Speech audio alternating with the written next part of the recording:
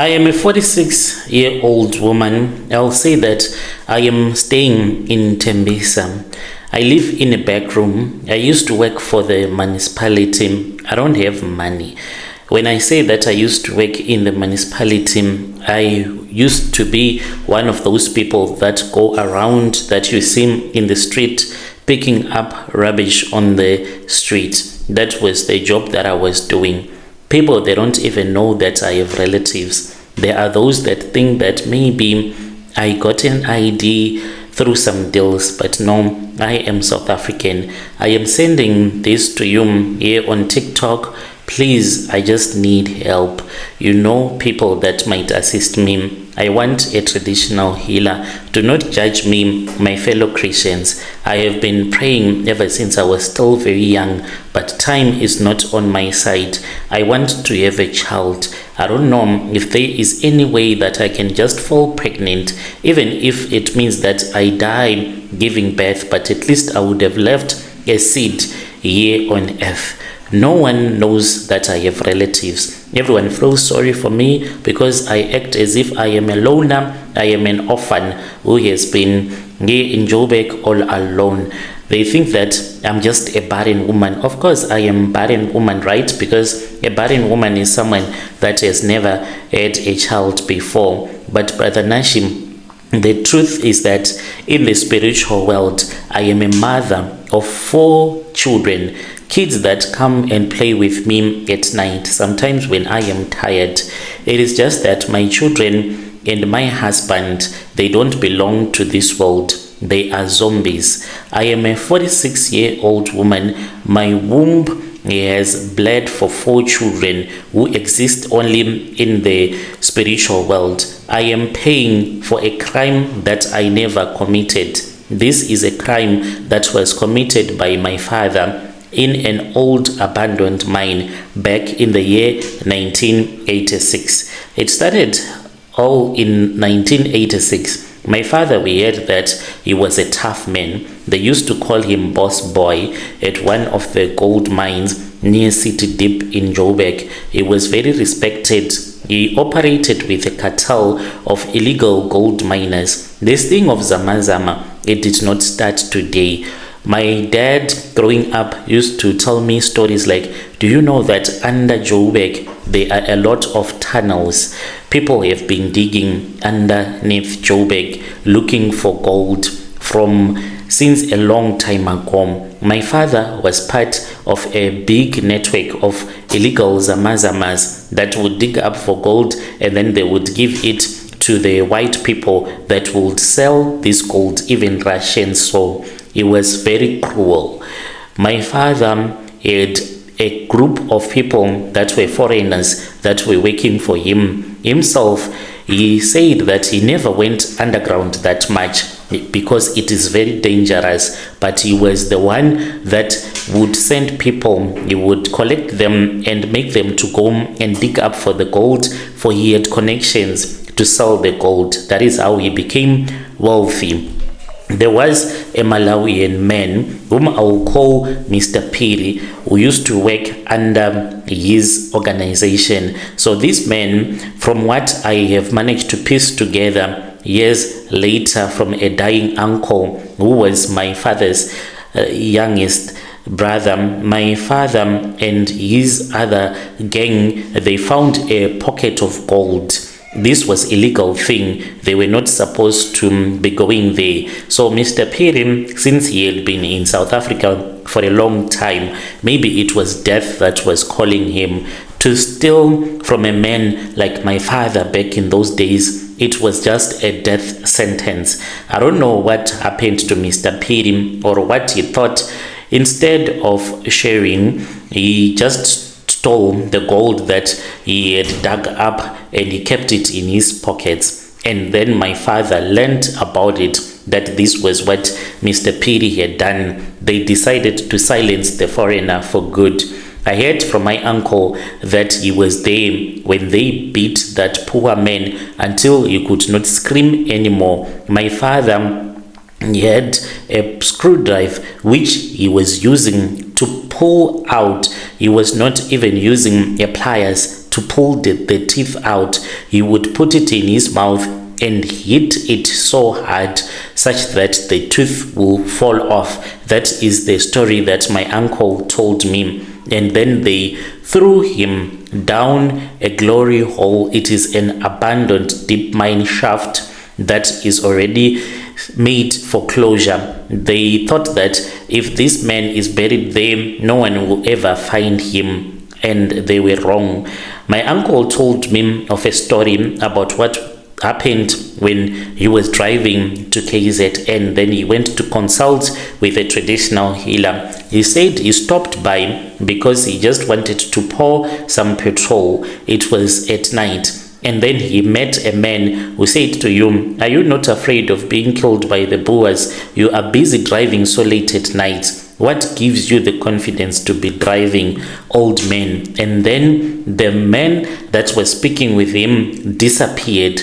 But he said that the way that this man disappeared was that he flew into the sky. The way when you light a firecracker, it goes into the sky, then it explodes. That is exactly what my uncle told me, like the way it happened. When he reached KZN, then he went to a Sangoma who told him that there was a spirit that was looking for blood in the family. There was someone that had shed blood, but he did not think that this thing, it was for real.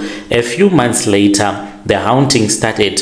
My father started acting as if he was going crazy. They would not find him, and when they would catch up with him, he would be naked, walking in the street like a madman. They would regularly bring him home at all the times. There was a time when they even had him chained to a bed in one of the room when he was starting to run mad. When they realized that my father was losing his mind, they went to a Sangoma, but that was from Malawi. This Sangoma said that the Malawian spirit wanted a life for a life. Since my father was not supposed to die, the family decided that my father was not supposed to die. Then they made a deal. I was offered. I was young at that time. I was staying in KZN, very young. We were collected, me and my mother, and we were brought to Joburg as if it was a matter of my father loving his daughter. And there was a ritual that was done where I got married to this spirit of the person that had been murdered by my father. My father later on started a lot of business, bought so many houses, and I did not even know that this was what had happened. Growing up, I really never had any idea that I belonged to the spirit of a person that had been murdered by my father. I started to notice some strange things. I would always have a dream. Whenever I would get angry, in my dream, there would be this man that would come to me speaking in a very strange language. He would speak to me as if he wanted to know what had happened to me. There was a boy that I was dating. So this boy, he hurt me by dating my best friend. I went to bed as I was crying. And in my dreams, this man, he came to me. I understood that he wanted me to tell him what had happened. It was as if I was not asleep, because when I woke up, I saw that I was sitting on the floor with my back against the bed. That man, he was also sitting right next to me before I had woken up as we were having a conversation. So this man asked me what had happened. I told him, and then I woke up. He had disappeared. The next day, that was when we heard that the boy that I had been dating, he was climbing up a mango tree and he fell. When he fell, he died instantly because he broke his neck. That very same night, after we heard that the boy had passed away, I had a very terrible dream. And in this dream, I saw the boy that I had been dating. He was having his neck being broken by that very same man that I had spoken with the previous night. As I hit my teens, Every boy that I loved and would hate me would have a freak accident. One guy in high school told me, while we were sitting on the bench, he said that he was so much in love with me, but he was confessing that he had slept with my friend. Just when I was starting to cry, I remember that there was a bird that came out of nowhere and started beating this guy. He ran all over the school playing ground, and this bird was just chasing him. So I thought that it was just weird. There was another guy, he was older than I was. One day when we were about to kiss, he started coughing, and he said that he felt as if there was someone that had his hand gripping his throat. He was even unable to breathe, and he fell to the ground. I ran back home because I was scared of what had happened. That guy never spoke to me again. By the time that I was 20, the marriage was already finalized in the spirit world, because I would always have these dreams having a big wedding to a man that had no face. This man, he would be so black all over his body, but his face, I could not see him. So I act as if I'm someone that loses her mind because of the things that I see. I can be walking, right? And then I can be talking, and someone would ask me, why are you talking to yourself? Then I'll come back to my senses, because this man, he goes with me wherever I go to. And he said that he would never allow any man to date me, and that man will have so much bad luck, so much that he will end up being unable to take care of me. This spiritual husband, it slept with me, even though my virginity was taken by a man in a very violent way. He was a taxi driver who took advantage of me, and he said that he was sorry because he thought that I was a little prostitute because I had begged him for money, and he said, come and see me. And I said, I don't have transport. He came and he picked me up after work. He slept with me in his taxi. He did not know that I was still a virgin. So that is how I was deflowered in the most violent way, without being shown any love at all. I fell pregnant the first time around. I could not even believe it when I fell pregnant. To this very day, when I say that I fell pregnant after sleeping with a spiritual husband, it is like maybe I am trying to be Jesus Christ's mother, Mary, but it really happened to me. My period stopped. I started getting morning sicknesses, the kind like when you can't smell frying onions, and I hated Lux soap. I would get cravings for soil and sour things. My stomach started to become big, but it does not get huge like a woman that is pregnant for real. But you can see that this woman, she has a very big stomach. It becomes hard like I am pregnant. You see, the kind of belly that I'll be having is like when a woman has been on Depo-Provera. To those that do not know, this is like a contraceptive injection that you take. Then there are those that end up developing a Depo belly, but mine, it is different. It is not soft, it is really hard, and sometimes when I am alone, I can feel that there is something that is growing inside of me.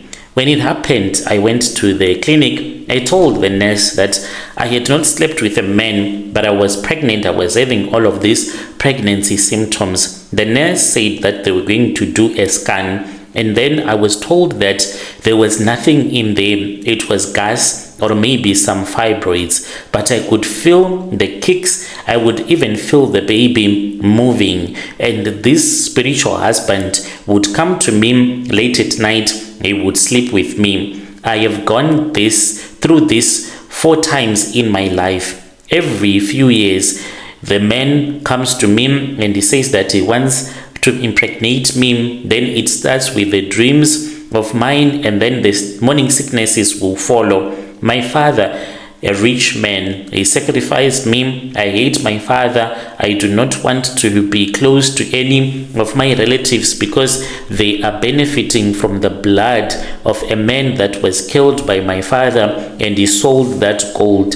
And to make matters worse, he used me in this ritual. I never had any say about the things that he did. If he had asked me if I wanted to be the wife of a spiritual husband, there was no ways that I was ever going to say, yes, I want to become the wife to a spiritual husband. To act as if you are crazy.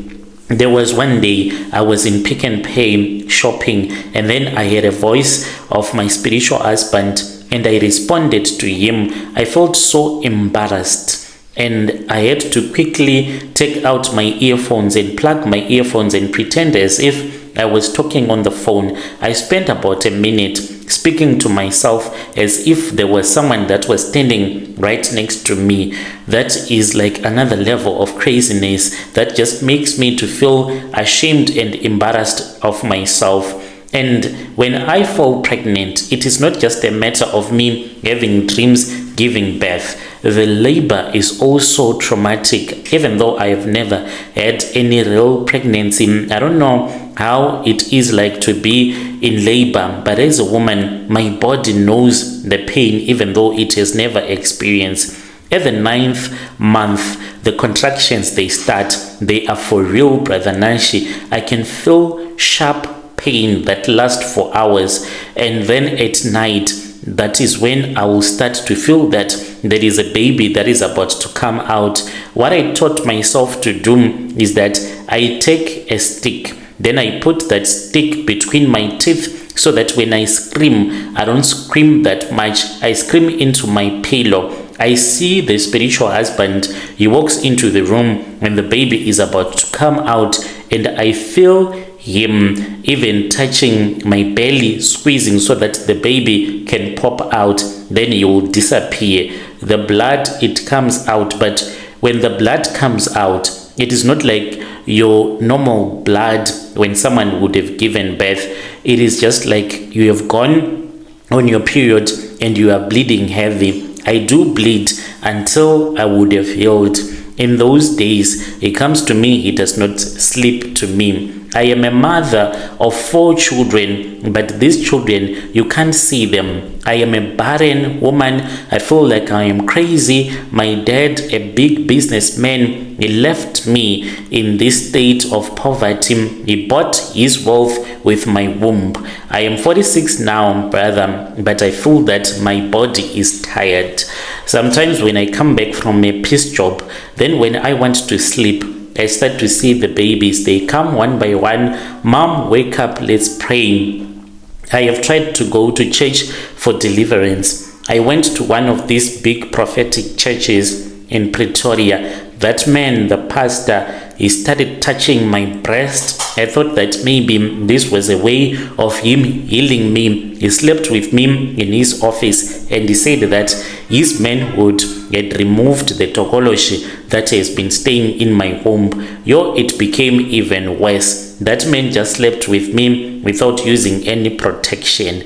I saw your video about a Malawian man that was buried. I want to know, what do? I want to break this curse. I want to have real children. I am tired of hearing the voices and seeing spiritual babies playing with me and not even giving me rest because they say, Mom, let us play. This spiritual husband does not provide any financial things for me. I am just suffering in poverty. Please, bro, read this out. Maybe someone out there knows how to chase away, to divorce a ghost who was murdered by your father. I want to be free. I want to live a life again, not to be used by a dead man's spirit. Dear listeners, right there was a message that was sent to me by one of our DM sister. Let us speak with our dear sister in the comment section. Strange things indeed, they do happen in this world. Can you imagine? She's saying that if you know anyone who can help her to divorce this spiritual a husband, you can come to our inbox. Even if you can come and tell us the things that she can do, and I will read it here on our platform. Let us meet again in the following episode.